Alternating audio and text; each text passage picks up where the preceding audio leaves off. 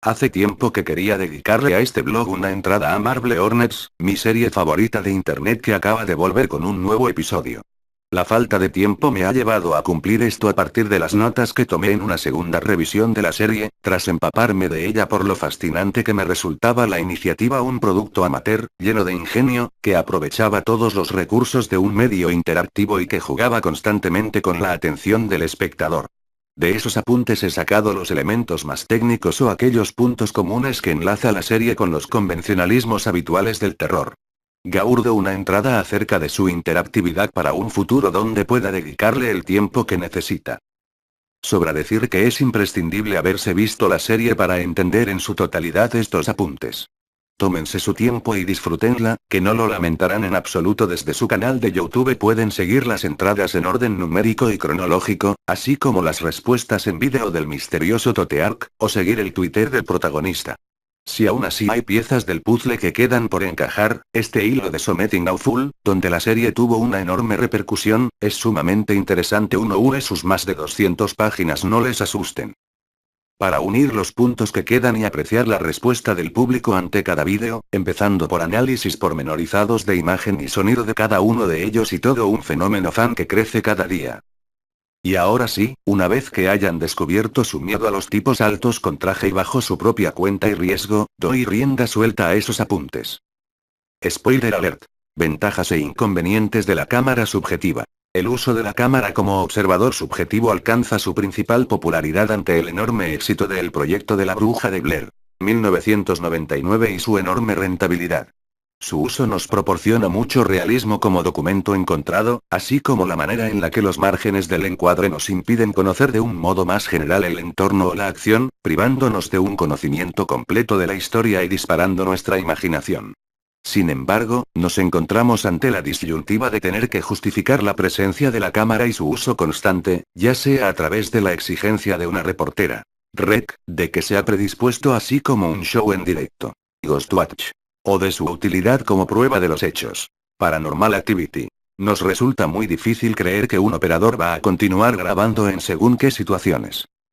Marble Hornets resuelve esa situación con inteligencia. En primer lugar, lo que presenciemos sea un material subido por un narrador que se reencuentra con unas cintas de las que se había olvidado. Eso significa que hay un intermediario entre el material original y la forma a la que accedemos a él, lo que le dota de verosimilitud. Luego, ese material resulta ser parte de un proyecto de film estudiantil, lo que justifica tanto el amateurismo de lo que vemos como la constante grabación. Cuando sabemos que el director de esa película empieza a obsesionarse con grabarlo todo, la cámara ya no es solo un medio, sino un instrumento más de la historia. Luego, el propio narrador se convierte en un personaje más y decide hacer sus propias grabaciones, y el encuentro de más material o la constante presencia de The Slenderman, así como la revelación de hechos que el narrador no recuerda haber protagonizado, se tornan cruciales. De ese modo, Marble Hornets no solo justifica la presencia de la cámara, sino que juega con ella como elemento activo. En una sociedad saturada de información, tenemos un medio que nos permite algo aterrador: desconocer lo que está pasando. Los elementos formales. Este uso de la cámara proporciona una serie de elementos técnicos que facilitan la atmósfera inquietante. Estos son algunos de los más destacables. La distorsión visual. Por algún motivo, en momentos muy concretos, una línea de distorsión aparece en la parte inferior de la imagen. Este recurso parece ser un aviso de la presencia de The Slenderman o cualquier otro fenómeno paranormal en las cercanías de la cámara. Algo inherente al resto de películas semejantes, como se pudo ver en Ghostwatch, 1992, o La Cuarta Fase, 2010. El mal parece que no quiere ser retratado y hace lo posible para evitar dejar rastro. La distorsión sonora. No solo la misma, que parece afectar en el mismo grado que la distorsión visual, sino su ausencia, que nos priva de información y hace más escalofriante la serenidad de algunas imágenes. El hecho de que algunos de esos elementos sean posteriormente recopilados en una cuenta de YouTube distinta nos habla de un robo intencionado de esas pistas de sonido. En los últimos vídeos contamos, además, con una distorsión fruto de la ganancia de audio, lo que genera un ruido mucho más cotidiano, asociado a lo amateur, y por tanto, más creíble. Paneos de cámara. Los paneos y los movimientos de cámara son sospechosos. Tanto en Rec como en la cuarta fase podemos ver movimientos circulares de la cámara sobre su propio eje, a la espera de que la vuelta completa nos muestre algo que hemos eludido. Este recurso también fue usado con inteligencia por David Lynch en el piloto europeo de Twin Peaks, donde el paneo a la habitación de Laura Palmer cuando su madre sube a buscarla, no parece mostrar nada significativo, pero en una repetición detectamos la presencia de Bob, su asesino. Aquí los paneos vienen justificados ya por los ensayos de rodaje como por el movimiento de cámara que busca retratar todo el entorno de la acción, con el fin de dejar constancia de los hechos que atraviesan los protagonistas. Composiciones muy abiertas. Siguiendo la máxima de Antonioni según la cual las ausencias se constituyen en el umbral, podemos decir que las composiciones abiertas condicionan al espectador a esperar que algo ocupe esos espacios vacíos, ya que la información tiene que llenar la pantalla. Esas composiciones de plano descompensadas nos resultan tan molestas tanto por su desequilibrio como por el suspense que crea el no estar justificado a menos que algo aparezca para llenarlo. Composiciones muy cerradas. El efecto contrario nos habla de nuevo del umbral, en este caso, de aquellos puntos donde nuestra visión tiene un punto ciego. Al no poder huir de los márgenes que conforman el plano, hemos de esperar que cualquier cambio en esos márgenes nos haría esperar algo nuevo. Un zoom desde un plano de talla a un plano más general aporta toda una nueva información lateral que puede resultar amenazadora. El hecho de desconocer toda esa información en la que la cámara no está prestando atención nos predispone para el susto. Desenfoques. Ya no solo como un recurso práctico para ocultar la ausencia de medios, como podría ser el verdadero aspecto de The Slender Man, sino que supone, de nuevo, una ausencia de información. Otro motivo menos obvio es que inconscientemente asociamos el desenfoque con nuestra propia visión, con la pérdida de la vista o incluso con la asfixia. Todo ello genera una serie de imágenes borrosas que no se perciben del todo, similar al uso de la niebla en las películas de terror más clásicas. Distorsiones magnéticas.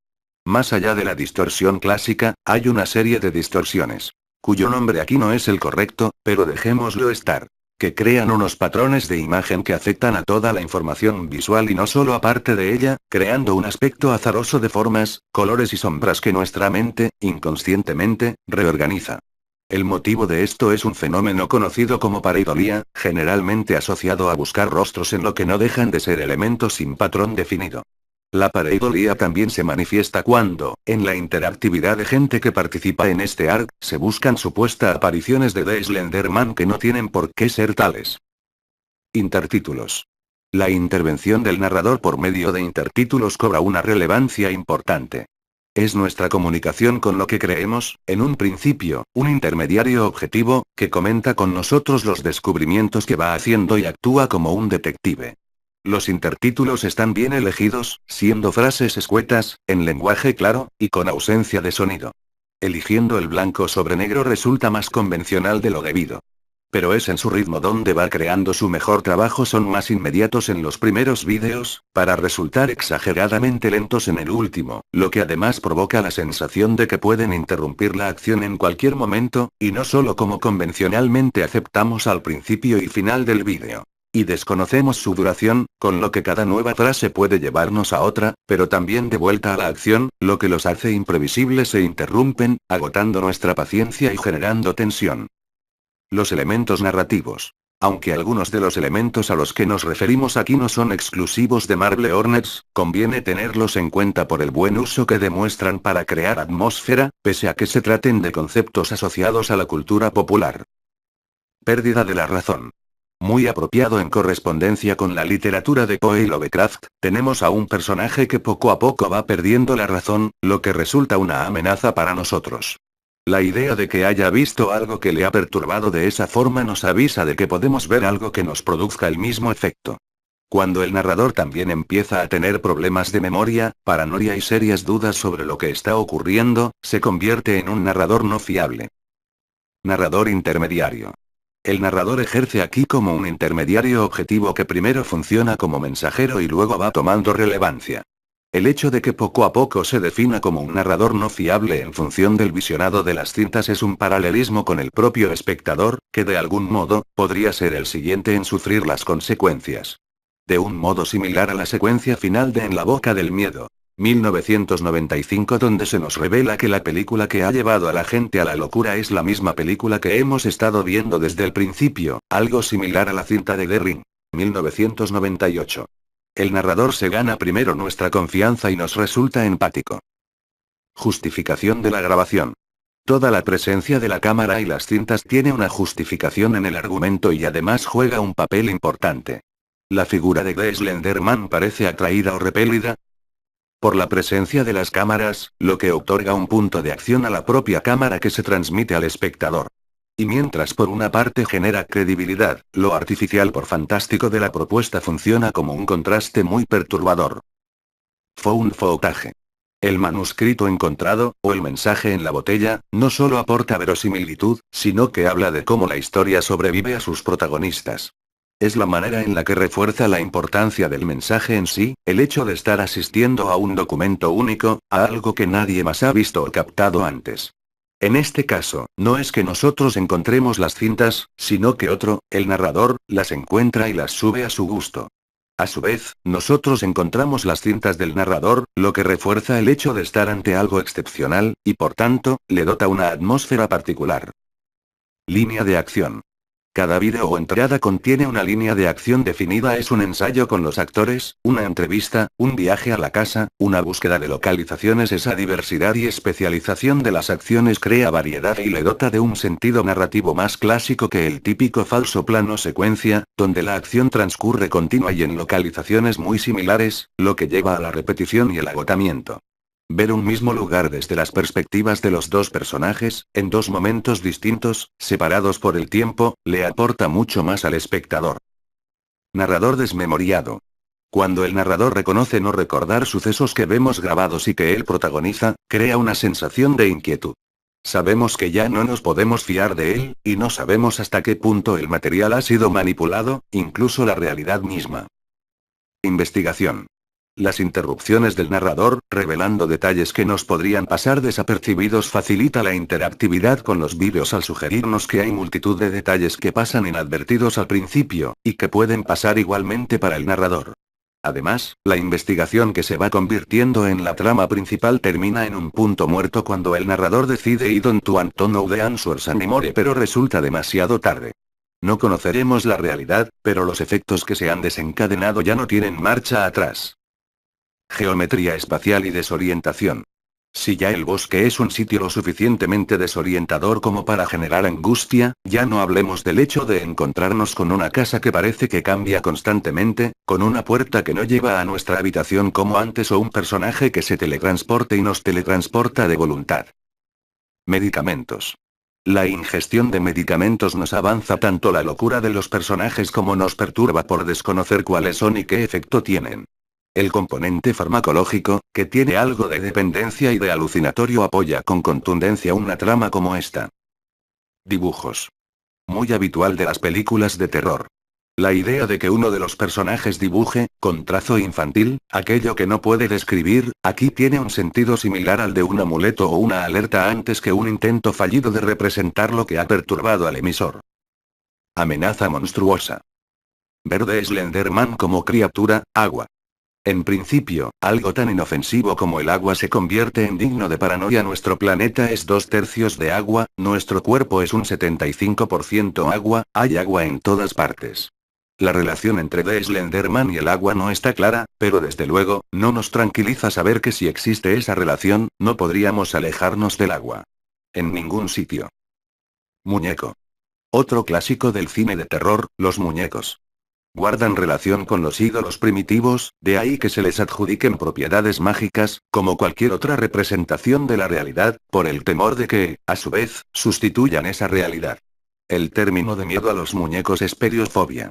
Hay un temor infantil a la idea de la imagen antropomórfica que cobra vida en la oscuridad de la habitación, pero su simbolismo, el hecho de que puedan representar una realidad desconocida como The Slender Man, nos afecta igualmente de adultos. The Slender Man como criatura. Hay diversos factores que hacen de Slender Man un personaje inquietante. Vamos a analizar algunos de ellos. Ausencia de rostro reconocible. Desde su nacimiento, el cerebro humano tiende a centrar su atención en los rostros de las personas que les rodean. Esta atención por el rostro se debe a la búsqueda de factores comunicativos y expresivos en las relaciones sociales. Es conocido que las reacciones de los bebés a lo que leen en el rostro de su madre determinan su conducta ante situaciones que desconocen por falta de experiencia. Si la madre se muestra temerosa, los bebés reconocen una situación de peligro, pero si no muestra gesto alguno o no reacciona a los estímulos que el bebé le provoca, esto intranquiliza al bebé, que inmediatamente no es capaz de comprender esa ausencia de respuesta emocional. Como adultos, podemos llevar esto al terreno de lo que se conoce como prosopagnosia, un tipo de ceguera ante los rostros, que hace muy difícil el reconocimiento de las personas o la disposición de los elementos de la cara de un individuo a menos que sea por una caracterización muy concreta, como podría ser un lunar o el uso de sombrero. Tentáculos. La extensión de los brazos de The Slenderman se ha relacionado con el hecho de que posea una especie de tentáculos ocultos. La idea de los tentáculos nos resulta perturbadora por varios motivos, como la identificación con ciertos elementos propios de los animales cuya articulación no somos capaces de reconocer ante lo que supone, a nuestros ojos como humanos canónicos, un miembro ajeno al cuerpo. La independencia del miembro no es lo único que nos molesta, sino la habilidad que proporciona. Es difícil saber en qué momento podemos estar fuera del alcance a esos tentáculos y cuál su extensión, su fuerza o su utilidad. El traje. Su vestimenta nos perturba en parte, por lo cotidiana que resulta. Nuestra idea de algo humanoide adoptando un aspecto, vestimenta o modales exclusivamente humanos nos presenta la idea de una sustitución, de una barata imitación de la humanidad por parte de un ente diferente a nosotros. El hecho de que algo se parezca tanto a nosotros como para abrir un abismo entre su interpretación de lo que es un humano y lo que realmente es, resulta muy preocupante. También podemos relacionar su aspecto elegante con la clásica percepción del terror como un sujeto de poder. La idea del noble medieval que poseía pleno derecho sobre sus vasallos es algo de donde nacen mitos como la momia, el vampiro o más explícitamente, el príncipe de los mitos de Chzo. Hoy en día, situados como clase media, tendemos a identificar el terror como algo que proviene de las clases pobres, de ahí que el mito del zombie tenga más vigencia que nunca. El poder superior. Relacionada con su vestimenta elegante y su aspecto humanoide, podemos decir claramente que The Slenderman no es de este mundo, y por lo tanto, representa la idea de un ente más allá de nuestra comprensión. Es una forma tanto de anular nuestros sentidos, que ya no sirven para juzgar científicamente un hecho, como para cuestionar lo que sabemos sobre la realidad. Es algo que interfiere en nuestra percepción y en nuestra mente, y plantea la idea de un mundo por encima del nuestro, de una realidad más objetiva, lo que nos sitúa en un plano inferior y miserable, que desafía nuestra ególatra supremacía como seres inteligentes. Poder de teletransporte. Su habilidad natural para encontrarse en cualquier lugar, en cualquier momento lo hace, literalmente, imparable, impredecible y el objeto ideal para incrementar nuestra paranoia. Sus movimientos suaves y silenciosos, y como parece encontrarse siempre al margen de lo visible, lo convierte en una amenaza indetectable que, por alguna razón, a veces se deja ver solo con la intención de demostrar que está ahí. En otras palabras, es él quien decide si lo podemos ver o no, y cuándo actuar, lo que le convierte en todopoderoso, y nuestras vidas en un juego donde nos hace creer que nos da ventaja porque puede permitírselo. No hay escapatoria y nuestro destino está sellado. Su efecto en las mentes.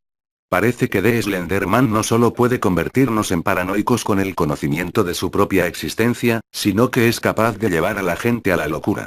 De nuevo, no estamos seguros de lo que percibimos. El valle inquietante. Referido a la ausencia de su rostro, su altura y delgadez, The Slenderman obedece muchos criterios para lo que el ingeniero robótico japonés Masahiro Mori denominó valle inquietante, refiriéndose específicamente a robots u otras criaturas artificiales, cuyo aspecto se aproximaba tanto al ser humano sin ser del todo humano, que tendíamos a percibirlo como algo desagradable. Aspecto arbóreo. Identificamos el bosque como una frontera entre mundos, algo que David Lynch hizo explícito en los episodios finales de Twin Peaks. El bosque nos marca el lugar donde la civilización termina y nuestra mente asocia nuestro pasado animal con la hostilidad de la naturaleza. Es por ello por lo que el bosque, ese lugar donde la desorientación y la ausencia de otros seres humanos, nos produce tanta intranquilidad.